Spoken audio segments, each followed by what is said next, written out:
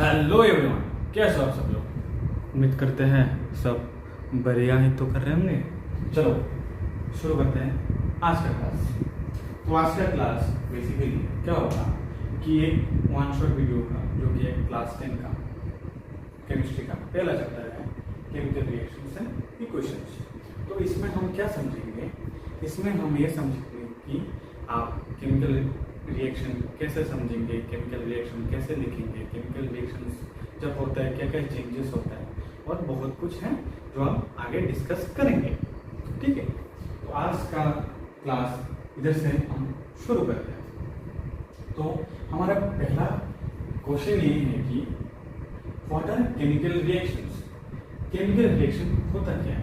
Chemical reaction is a process where the reactant get converted into a product which may be under the influence of a catalyst।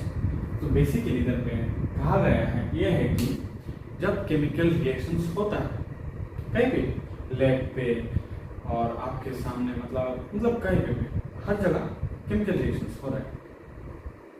ठीक है, जब इधर पे catalyst का uses दिखाई दे तो इसमें क्या क्या सिंबलाइज होता है, क्या क्या चेंजेस दिखाई देता है। इस चेंजेस ये दिखाई देते हैं कि रिएक्शंस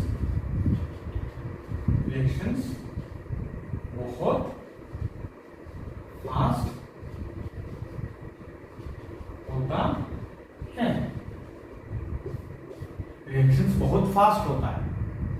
मान लो विदाउट कैटलिस्ट आपके सामने स्कूल के लैब पे एक रिएक्शंस हो रहा है, रिएक्शन आप परफॉर्म कर रहे हैं, उधर पे हम कैटलिस्ट नहीं दिए, ठीक है, ऐड नहीं किया, तो इधर पे दिखाई दे रहा है कि ये रिएक्शन बहुत समय लग रहा है, मान लो कि 20 मिनट लग रहा है, और आपने फिर से वही सेम रिएक्शन परफॉर्म किया विथ कैटलिस्ट ऐड करके, तो आपको दिखाई देगा कि 20 मिनट की जगह एकदम से 1 मिनट में रिएक्शन पूरा कंप्लीट, रिजल्ट भी आप लोगों के सामने। ठीक है, तो हम 2 एग्जांपल देते हैं। जैसे कि पहला एग्जांपल ले लो कि निकेल। ठीक है, निकेल का एग्जांपल ले लो, उसके बाद आयरन का ले लो। ठीक है, तो दूसरे पॉइंट पे आते हैं। तो दूसरे पॉइंट हम इधर पे क्या करेंगे, a word equation shows changes of reactants to product through an arrow placed between them. तो वार्ड इक्वेशन का क्या कहा गया कि वार्ड इक्वेशन मान लो कि hydrogen plus oxygen gives water. तो इस इक्वेशन मतलब ये वार्ड इक्वेशन कहा गया, इसलिए मैंने वार्ड पे लिखा है। ठीक है, तो बाद में हम लिखेंगे फॉर्म पे। तो word equation hydrogen plus oxygen gives water. तो इधर पे जो एरो आप लोगों को दिखाई दे रहा है, ये एरो हमें क्या बता रहा है कि रिएक्टेंट प्रोडक्ट में चेंज होगा। तो आते हैं दूसरे पॉइंट पे ये होता है कि the reactant are written on the left hand side with a plus sign between them, and similarly the product are written on the right hand side with a plus sign between them। एक example दे देते हैं, जैसे कि zinc. ठीक है, zinc plus मान लो H2 SO4 gives then Zn SO4 plus H2। ठीक है, तो इधर पे रिएक्टेंट कौन कौन है? Reactant zinc, Zn and H2SO। इधर पे प्रोडक्ट कौन कौन है? ZnSO4 and H2। तो इन दोनों के बीच में भी एक प्लस साइन है, इन दोनों के बीच में भी प्लस साइन है। ठीक है, ये पूरा का पूरा रिएक्टेंट है और ये पूरा का पूरा प्रोडक्ट है।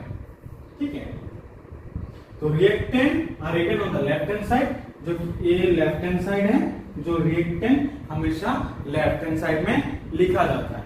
और इधर पे आ जाओ कि राइट हैंड साइड, हमेशा ये एरो क्या सिंबलाइज करता है कि रिएक्टेंट प्रोडक्ट में चेंज हो गए, जो अगले पॉइंट पे हमने सीखा था।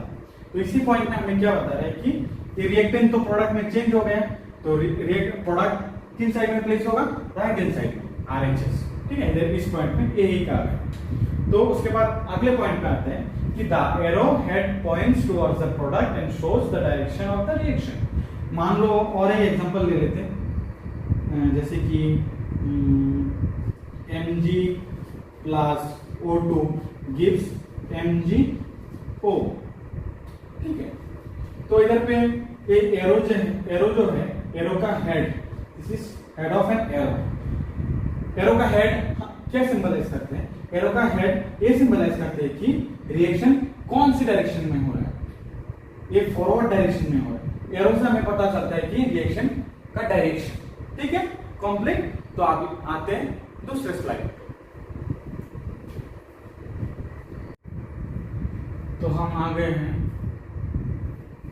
सेकंड पॉइंट पे, जो कि सेकंड क्वेश्चन, जो कि है how do we identify chemical reaction. हम केमिकल रिएक्शंस को कैसे पहचानते हैं? तो केमिकल रिएक्शन को कैसे पहचानते हैं? इन 4 फैक्टर्स से। 4 फैक्टर में chemical reaction is identified by any 4 of this factors. इन सब में कोई से भी any one if seen in any type of reaction, ठीक है। अगर इनमें से कोई सा भी एक हमको एक रिएक्शन में दिखाई दे, ठीक है, तो हम उसको कहलाएंगे कि एक रिएक्शन है, ठीक है। तो पहले हम ले लेते हैं change in state. Change in state का मतलब है, अगर मान लो कि रिएक्टेंट गैस में है, रिएक्टेंट लिक्विड में है, तो ये सॉलिड में चेंज हो गया।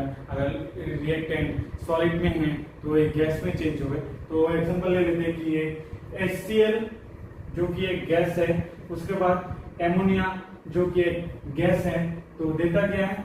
एमोनियम क्लोराइड जो कि क्रिस्टल फॉर्म है, जो कि एक सॉलिड है, ठीक है।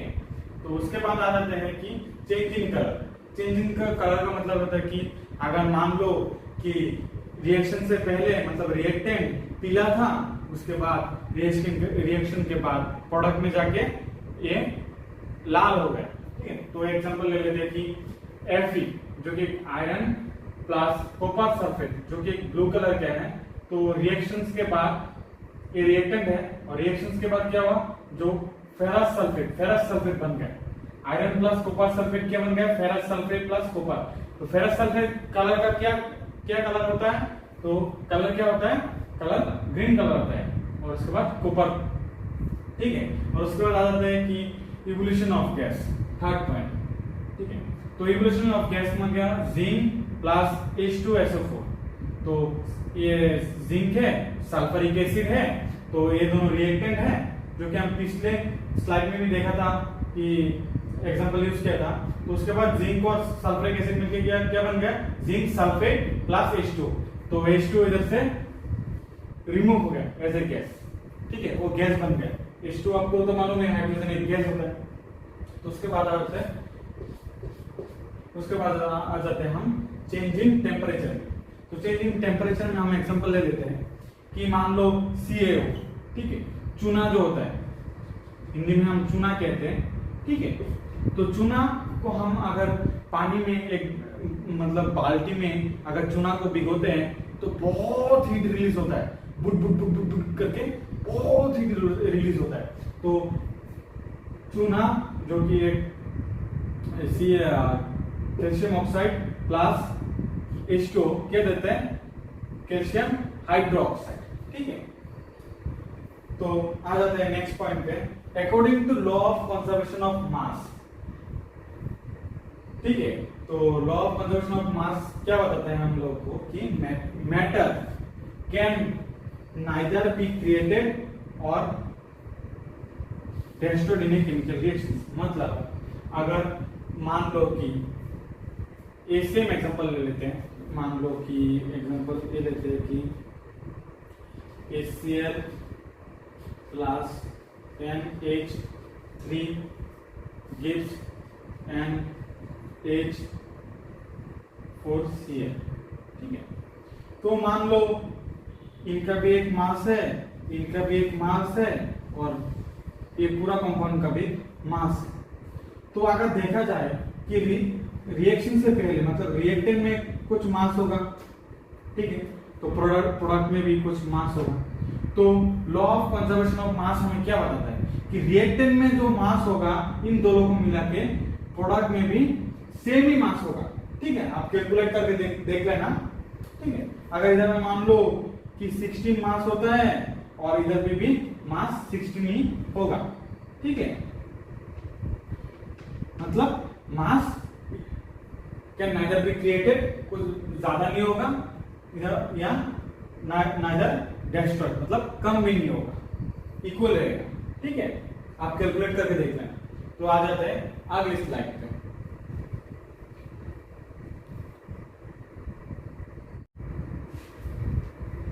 तो अभी आ जाओ नेक्स्ट पॉइंट पे कि राइटिंग ए केमिकल रिएक्शन। तो केमिकल रिएक्शन हमें कैसे लिखना होता है कि a chemical equation represents a chemical reaction. तो मान लो इधर पे Mg है और इधर पे O2 है, तो क्या देता है हमें MgO, जो कि मैग्नीशियम ऑक्साइड है। ठीक है, तो हमें ऐसे ही लिखना होता है कि मान लो उधर पे भी हम एग्जांपल देके आप लोगों को बताया कि कैसे रिएक्शंस लिखना होता है, कि आप लोगों को समझ में आ गया होगा। तो आप आते हैं बैलेंसिंग ए केमिकल रिएक्शन। ठीक है, तो आप लोगों को बैलेंस कैसे करना होता है। मान लो एक एग्जांपल ले लेते हैं कि H2 plus O2 gives H2O। तो बैलेंसिंग ए केमिकल रिएक्शन पहले मेथड बताता हूं। ठीक है, कैसे आप लोगों को रिएक्शंस का, मतलब ये जो रिएक्शन है अनबैलेंस्ड है, जो कि आप लोगों को बैलेंस करना है। तो पहले इधर पे मैक्सिमम एटम्स किसमें है, इधर पे 2 एटम है, इधर पे भी 2 एटम है, तो इधर पे 3 एटम। तो मैक्सिमम एटम जिसमें चाहे हो या हो, चाहे ये रिएक्टेंट में हो या प्रोडक्ट में हो, मैक्सिमम एटम कहीं पे हो, पहले उसी को हम ले लेते हैं। तो मैक्सिमम एटम इसमें है, तो इधर पे 3 एटम है। तो देखते हैं दोनों साइड मिला के कि इधर पे H2 है, इधर पे भी H2 है। ठीक है, तो इधर पे O2 है, लेकिन इधर पे O एक ही है। तो हमें क्या करना होगा, अगर देखो कि इधर पे हम अगर 2 दे देते हैं, तो इधर पे भी 2 देना होगा। तो 2 2 are 4, इधर पे भी 2 2 are 4 हुआ ना, हाइड्रोजन 4। तो इधर पे देखते हैं कि इधर पे भी O2 और इधर पे भी O2 हो गया ना बैलेंस। उसी तरह आप बहुत सारा रिएक्शंस है जिसको आप बैलेंस कर सकते हो। पहले रिएक्शंस या प्रोडक्ट में मैक्सिमम एटम किसमें, वो आप पता कर लेना। उसके बाद देखना कि हाइड्रोजन का एटम रिएक्टेंट में अगर हाइड्रोजन हो, चाहे जिंक हो, उसका कितना एटम है, और चाहे ऑक्सीजन हो उसका कितना एटम है, और राइट हैंड साइड जो कि प्रोडक्ट में कितना एटम। तो दोनों को, चाहे इधर पे 2 एटम हो, इधर पे भी 2 एटम होना चाहिए, उसका मतलब ये बैलेंस है। इसी तरह आप बैलेंस इक्वेशन बुक से पढ़ लेना। ठीक है, आप हम इधर पे भी समझेंगे। तो आ जाते हैं नेक्स्ट टॉपिक पे। तो इसी स्लाइड में हम देखेंगे कि रिएक्शंस कितने तरीका का होता है। तो reactions are of types of chemical reaction. ठीक है, तो रिएक्शन कितने टाइप का होता है। तो इधर पे 5 टाइप का होता है। जैसे पहला वाला ये है कि कॉम्बिनेशन रिएक्शन, उसके बाद decomposition reaction, displacement reaction, double displacement reaction and redox reaction. आगे हम डिस्कस करेंगे इन सब रिएक्शंस को बहुत ही डीप तरीके से और एग्जांपल। ठीक है, तो हम इसी स्लाइड में देखेंगे कि कॉम्बिनेशन रिएक्शन क्या होता है। ठीक है, तो combination reactions are those reactions in which 2 or more substance combine to form a single substance are called combination reactions। Example ले लेते हैं जो कि है CaO which is called quicklime। you know, चूना जिसको कहते हैं। और उसके बाद H2O। ठीक है, क्या देता है, जो कि एक सॉलिड फॉर्म है, क्विकलाइम। H2O लिक्विड है, और क्या देते हैं Ca।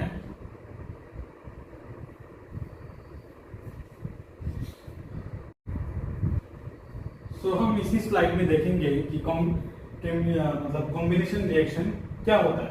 तो combination reactions are those reactions in which two or more substance combine to form a single substance are called combination reaction। Example ले लेते हैं, जैसे कि क्विक लाइन CaO जो कि एक सॉलिड है, quick line plus water H2O जो कि एक लिक्विड है और देता क्या है CaOH2, ठीक है, जो कि कैल्शियम हाइड्रो ऑक्साइड, ठीक है, कैल्शियम हाइड्रो ऑक्साइड प्लस 8, ठीक है।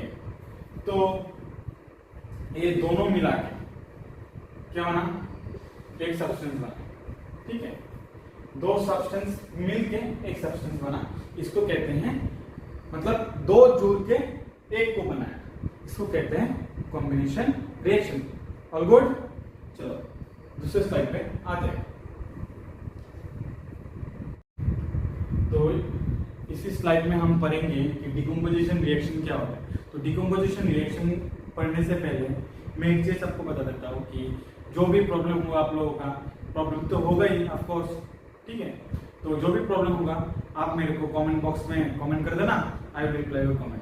और एक बात कि मेरा एक टेलीग्राम ग्रुप है, उसको आप ज्वाइन कर लेना कि डे टू डे प्रॉब्लम आपको क्या हो रहा है, उसमें आप सेंड कर देना, मैं I will try to solve your problem. और जो भी नोट्स वगैरह होगा, जो भी एग्जाम वगैरह डिटेल्स होगा, आई विल शेयरली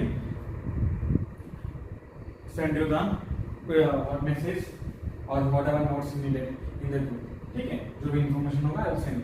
तो डिकम्पोजिशन रिएक्शन क्या होता है?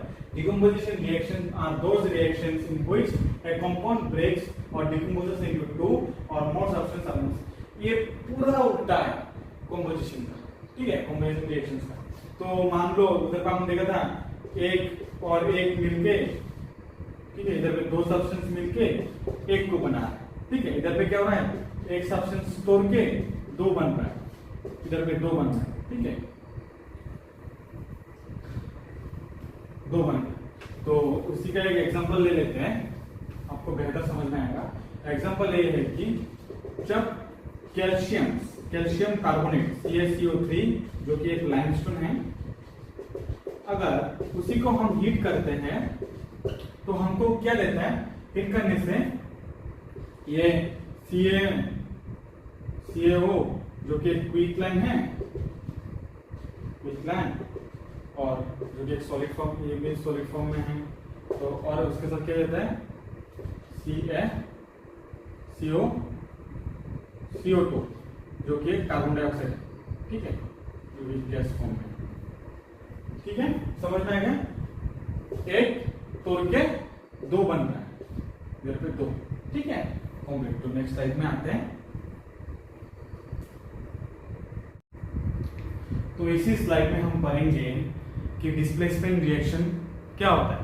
तो displacement reaction basically a chemical reaction in which a more reactive element displaces a less reactive element from its compound is called a displacement reaction। मतलब कि मान लो डोमिनेंट जिसको कहते हैं, ठीक है, डोमिनेंट मतलब जो ज्यादा रिएक्टिव है। मान लो एक एग्जांपल देके समझाता हूँ आप लोगों को कि Zn, ठीक है, जो कि सॉलिड फॉर्म है, प्लस CuSO4 जो कि एक्वस फॉर्म में है, और ZnSO4 एक्वस फॉर्म में है, प्लस Cu जो कि सॉलिड फॉर्म में है। तो इधर पे Zn आप लोगों को पता है बहुत रिएक्टिव होता है, तो इसने क्या किया, कॉपर को रिएक्शन के दौरान कॉपर को रिप्लेस किया और खुद जाके बैठ गया SO4 के साथ। तो इसमें क्या हुआ कि आप लोगों को तो पता ही होगा कि Zn is more reactive than copper. तो इसने क्या किया, ड्यूरिंग रिएक्शन के दौरान इसने Zn कॉपर को रिप्लेस करके SO4 के साथ बैठ गया, ठीक है। ये होता है डिस्प्लेसमेंट रिएक्शन। मतलब एक को हटाया, खुद बैठ गया और रिएक्शन को एकदम खत्म कर दिया। ठीक है, तो अब आते हैं अगले स्लाइड पे।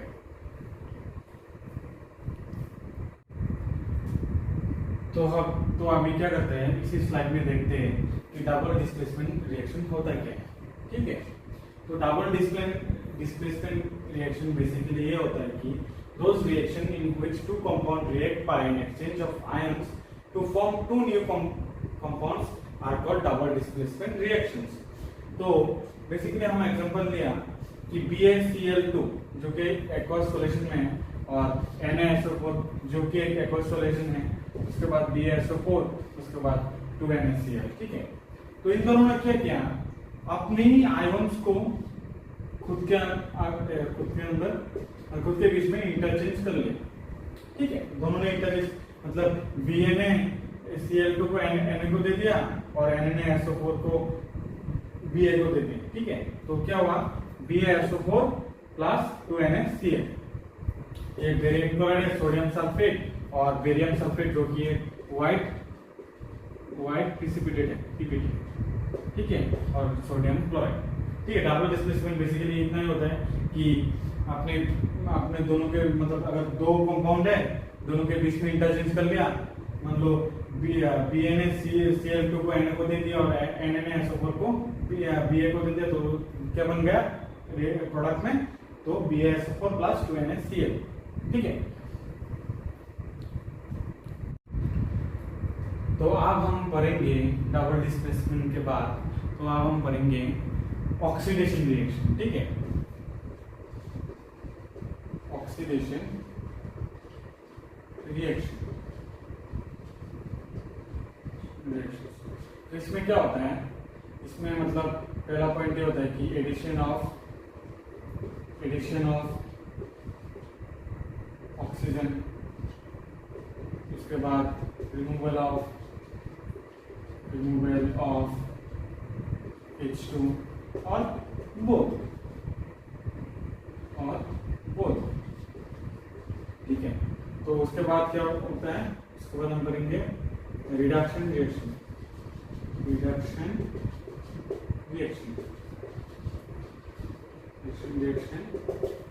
Opposite to oxidation reaction.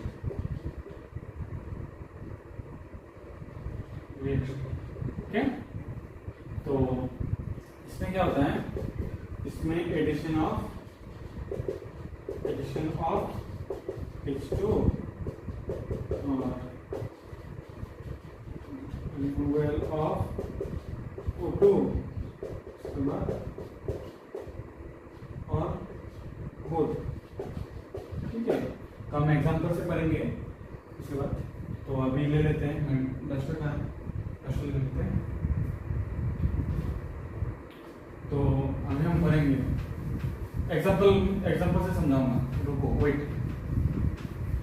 जो भी प्रॉब्लम होगा आप लोगों का प्लीज कमेंट में बता देना, जो भी प्रॉब्लम होगा। टेलीग्राम ग्रुप ज्वाइन कर लेना, मैं लिंक दे दूंगा डिस्क्रिप्शन बॉक्स में या कमेंट बॉक्स में पिन कर दूंगा, देख लेना। ठीक है, तो रेडॉक्स रिएक्शन क्या होता है, रेडॉक्स रिएक्शन बेसिकली कुछ नहीं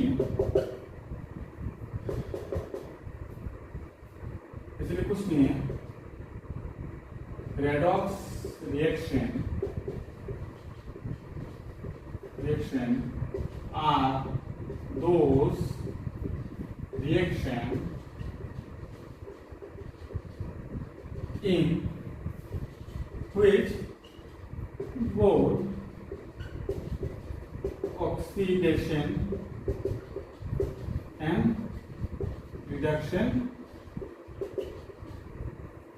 occur। ठीक है, तो हम सिंपल से एग्जांपल ले लेते हैं। तो एग्जांपल ये है कि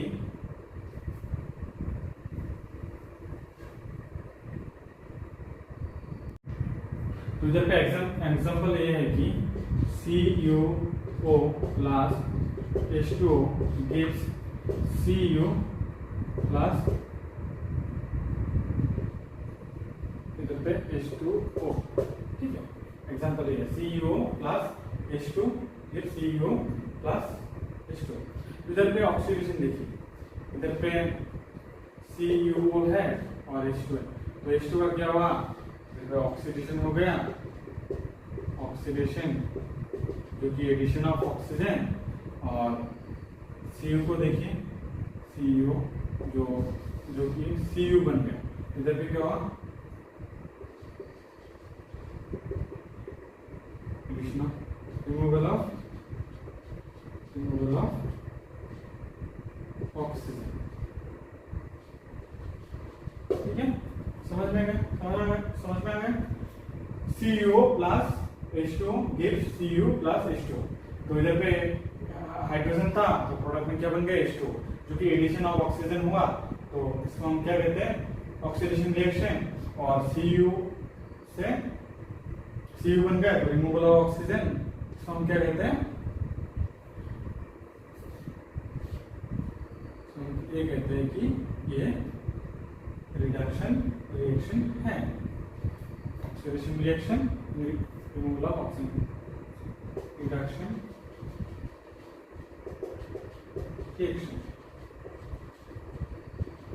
ठीक है। आप आते हैं आगे स्लाइड। तो यही मेरा लास्ट एंड फाइनल स्लाइड है, इसके बाद आपका चैप्टर खत्म होने वाला है, क्योंकि बहुत ही कम समय में आपको एक शॉर्ट तरीके से आप लोगों को पूरा समझा दिया। तो चलो इस स्लाइड में पढ़ते हैं। तो पहले आप एक स्क्रीनशॉट लीजिए, क्योंकि बहुत लंबा है, कुछ लिखना नहीं पड़ेगा, बस स्क्रीनशॉट लीजिए और उसके बाद कॉपी में नोट करें। तो कोरोशन एंड डेंसिटी क्या होता है, दोनों टर्म को मैंने एक ही टॉपिक में ले लिया, ठीक है। तो कोरोशन को समझते पहले। When a metal is attacked by a substance around it, such as moisture, acid, etc., it is said to be corroded.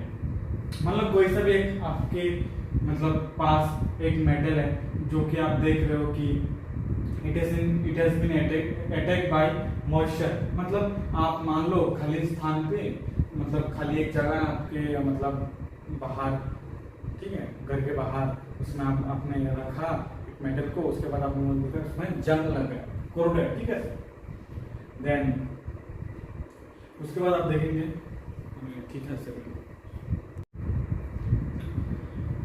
So this slide will be my last and final slide. उसके बाद कोई एक भी slide नहीं होगा, क्योंकि ये मेरा लास्ट स्लाइड है और चैप्टर का एंड होने वाला है।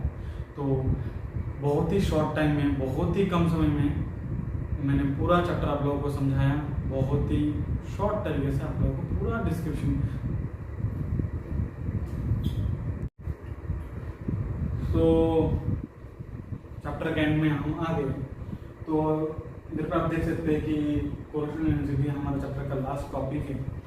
तो उसको ध्यान में रखते हुए पहले हम ये बोलते हैं कि जो भी चैप्टर में है बहुत ही शॉर्ट टाइम में मैंने जितना हो सका मेरे तरफ से, ठीक है, मैंने पूरा समझाया, कोई भी एक भी टॉपिक नहीं छोड़ा।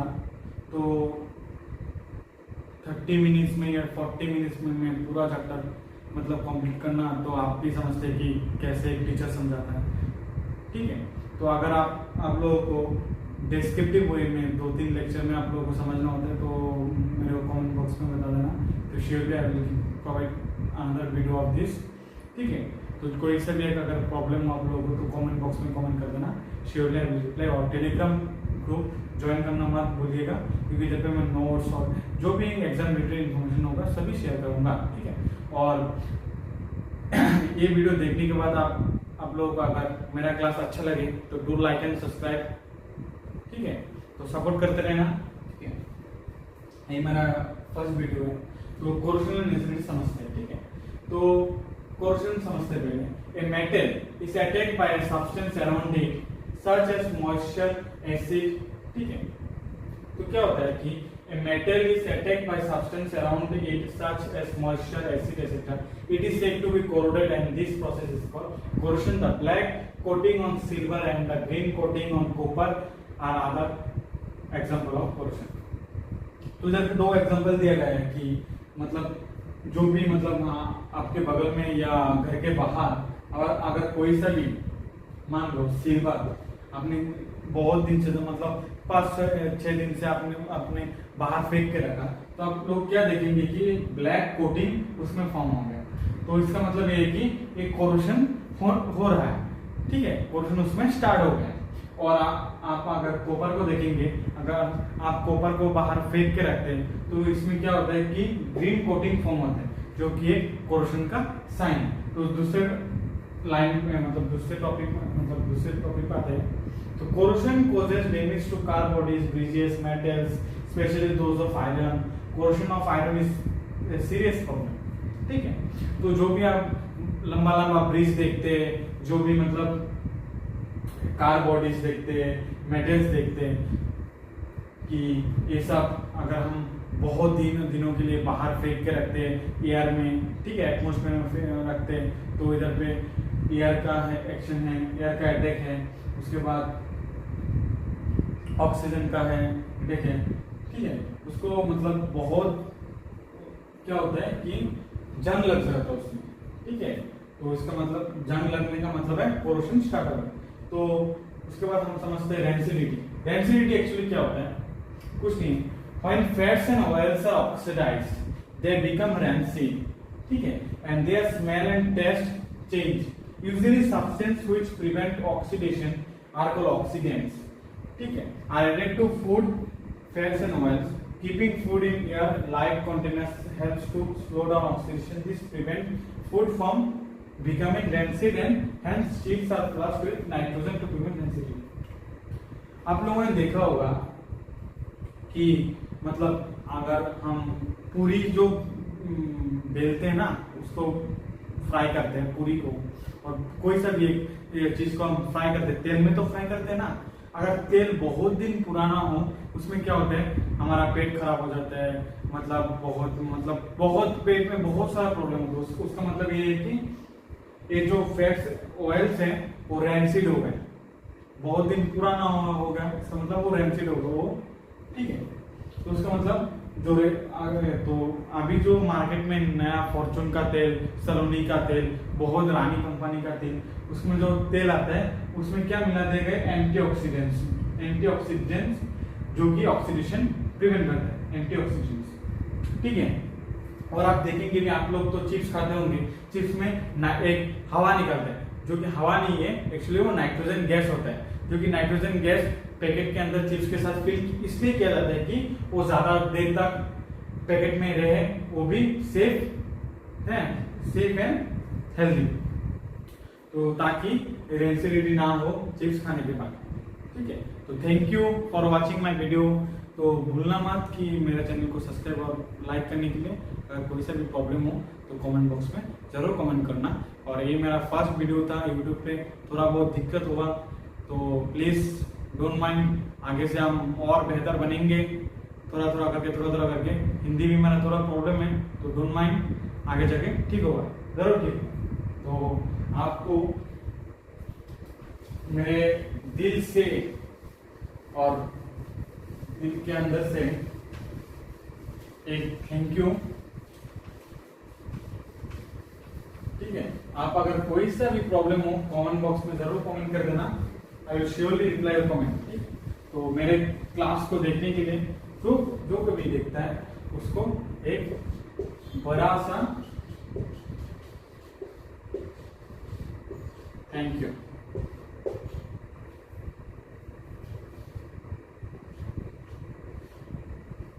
Thank you everyone.